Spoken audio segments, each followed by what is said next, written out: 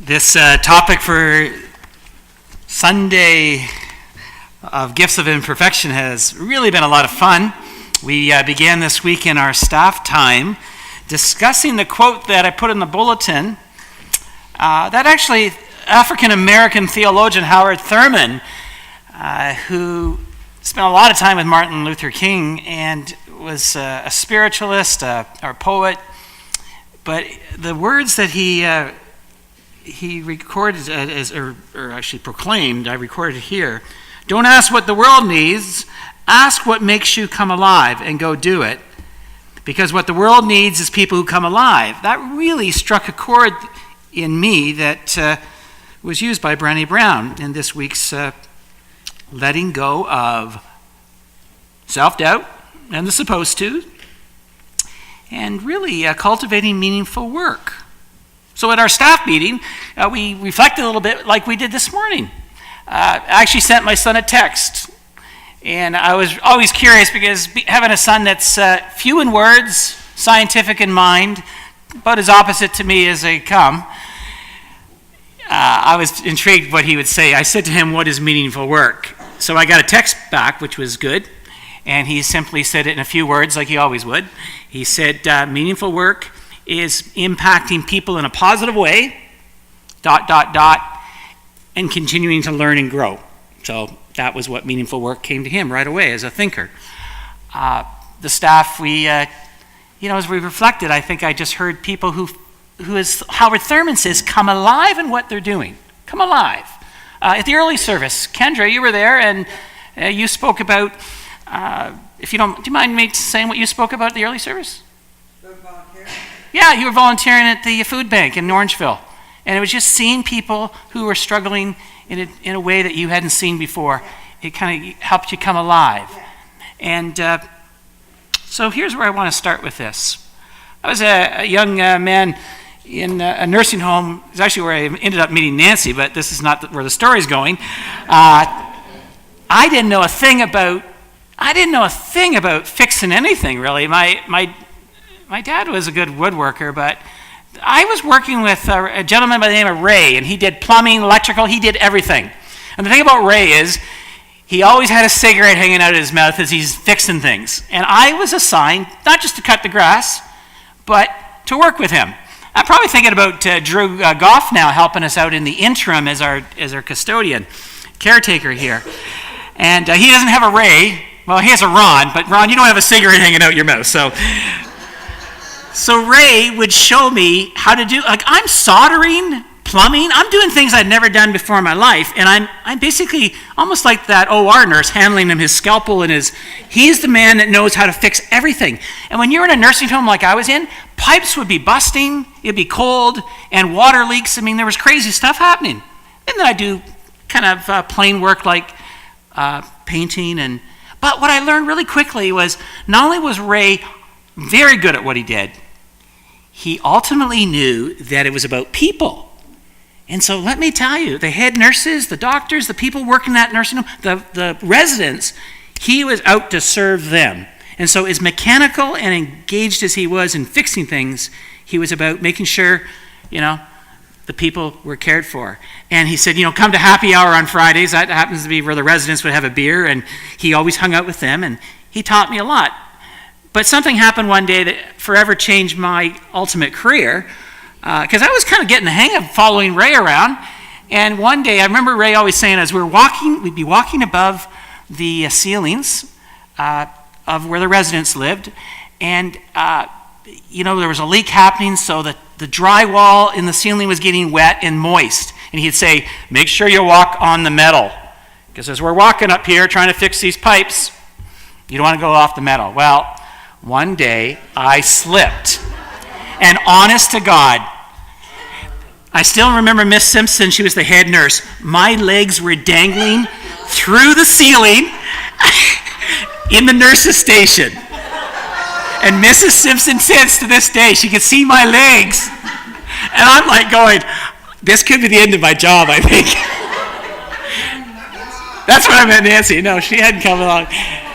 But I kind of knew in that moment, you know what? I don't know if this works for my future. I didn't get fired. I guess they liked me enough anyway.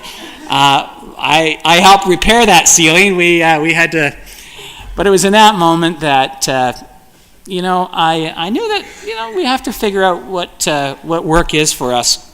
And what Brené Brown does so beautifully in this book is she gives examples of people who they might do something in the daytime, but they really have a passion to do something else. And I think about all of us at sometimes in our life, or sometimes for various reasons, the job that we're doing is just a job that pays the bills, and sometimes that's assembly line work, sometimes that's you might be working at Tim Hortons, whatever the case may be, but it's hard to find meaning in that work. She gives examples, though, of how people can be blessed with more than just one skill. She talks about the consultant, the management consultant who's also a cartoonist on the side, the lawyer, this is a fun one, the lawyer is also a chef on the side. There's a rabbi, he does stand-up comedy at night. Oh, there's the surgeon, he actually likes to write playwrights on the side. There's the therapist who's actually a violin maker. In other words, there's lots of people, we all have gifts, and some people, they have to do what they have to do to make money, but they have something else that really gives them a lot of life, which Howard Thurman's about. What gives you life? And that's a really important question to ask. And what's beautiful about the scripture here today, both of them in fact, Isaiah, the prophet, is pretty humbling to all of us about being like grass. We come and go, and whether you're a king or a queen, monarchy, compared to God, God is everything. And if you believe as I do, God is love, there's nothing as great as God's love. And that's really quite humbling. And you bring Paul into this in Corinthians, and Paul's just on fire with what his job is. And he's on fire with being the messenger of the good news. He's not the good news. The good news is the gospel, is Christ. Theologians for years have said, Paul really gets that Christ, like the air we breathe, Christ is in him, fills him, loves him, forgives him. And so it's not surprising that as Ken read this one line, it kind of hits me. It says, Paul says, I have become all things to all people. Well, that's kind of a scary thing. You become all things to all people, Paul? As some bloggers this week were reflecting on it, does that mean if I'm going to reach out to people in Jesus, if they wear tattoos, I have to get tattoos as well? No, it's kind of taking it a little too literally there. But what Paul's trying to say is, I have to get down with everyday people. I got to be where people are at. And he goes on his great list of just being real with real people. We're not called to become all things to all people. That's a great way to burn out, which a lot of ministers, a lot of volunteers sometimes get caught up in, don't we? Where we think we have to be the people pleasers. We have to make sure that we just keep everybody happy because, as Brené Brown understands, we have a lot of self-doubt. We have a lot of supposed tos. I'm supposed to do this because my parents want me to do this. Oh, I'm supposed to make a lot of money because that's what you do in this world. Oh, I'm supposed to live this part of the world because, and the list goes on and on about the suppose. So here's the good news. The good news is that God, as Isaiah clearly says, humbles us to love ourselves, the creative selves that God has made each of us to be, so that we can truly just be who we're meant to be. As I say, that nursing home kind of taught me. I don't think I was meant, I could do a little maintenance, but it wasn't really made for me. That's, I found out in that experience that as I worked in that nursing home, I just love people. I love being around the people, and whatever I was going to do in life, it was going to be with people, because as much as I went to fix somebody's light in their room, I spent more time talking to them about their life than I did fixing the light, which I probably didn't do that good. So here's a little challenge for us as I close here. There's two really interesting articles I came across this week. One is this. The challenge for this world right now is there's a lot of messed up things happening, right? I mean, you hear on the news some guy who's all apologetic, but There he was selling like thousands of ammunitions, bullets, so that this Las Vegas tragedy happens that somebody who's totally mentally deranged kills, 48 people. The fellow that sold the bullets, he did this for a living. And now he's selling to 100 plus people bullets that could go through the armor of police officers. I mean, this is just craziness in the world. Where you read about the United Kingdom presently right now, they have wisely, I guess, but kind of a reality of today, they've appointed a woman named Tracy Crouch. She's the new minister of loneliness. And what studies of research have discovered is that the greatest health hazard, not just in the UK, surely, isn't cardiovascular disease, isn't cancer, isn't depression.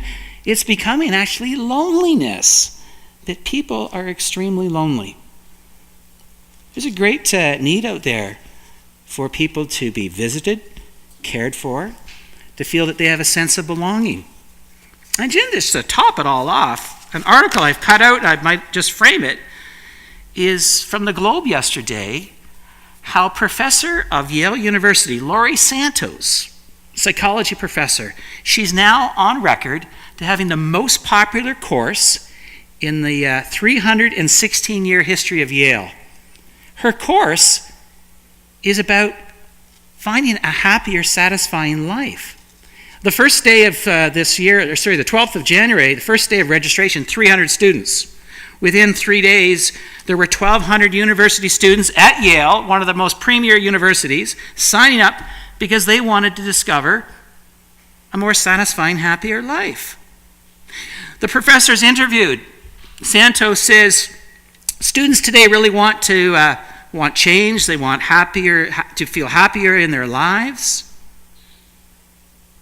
When 1 in 4 of University of Yale students, 1 in 4, are taking this course, what's it tell us? Well, the professor says these students are wanting to learn these things. They want to learn more about being grateful. They want to procrastinate less. They want to increase their social connections. Yeah, they've all got iPhones, or they all got their tablets, they all got technology, but there's something on Yale campus that's starting to change already, she said. People are actually, 1 in 4 students are seeking to be concerned about relationships. Santos believes, this is only her theory, is that they work so hard in high school to get into Yale that they put happiness, their own sense of self-happiness aside, because all that mattered was getting into their university. And the mental health crisis is not just rampant at Yale. I've talked to social workers here at University of Guelph. I'm very aware, as a chaplain that we know well, Andrew Hyde, that there's significant needs here, and as in all colleges and universities. So a freshman said this on campus at Yale. A lot of us here at Yale are anxious, stressed, and unhappy. We're numb. Students are taking this course because they want something positive in their life. Well, my friends, I think there's a message that we all have here today. And the gospel of, really of Paul says it all. He's running the race because he thinks it's important to take care of loving each other. And so the message that we share here, not just on Sunday mornings, but how we live it out on the condominium board, how we live it out as a nurse, how we live it out helping people find jobs, how we live it out in whatever we do, I think gives us a blessed experience of meaningful work. So, my friends, a little job for you this week. If you haven't really reflected on what's meaningful work for you in your life, make sure you spend some time reflecting on that and maybe writing about it. I asked Andrew Hyde recently, as younger people, of course, are not showing up in churches these days, what's the thing that's most needed of the younger generation? And we need it here at Trinity. He said, it's younger people need to get together. And that's in their homes or in sometimes it's bars or sometimes it's cafes, but they need to get together and they need to know that, even though they're not here Sunday morning, they have questions, they have challenges, and, they need the message as well. And that's a message of love and good news. So let's keep praying for that. And, I don't know if you're cheering today for the Eagles or those Patriots. But as Paul says, let's run the race. And let's exercise what's really important to trusting God and following through in that love that God has for us all by sharing it with each other.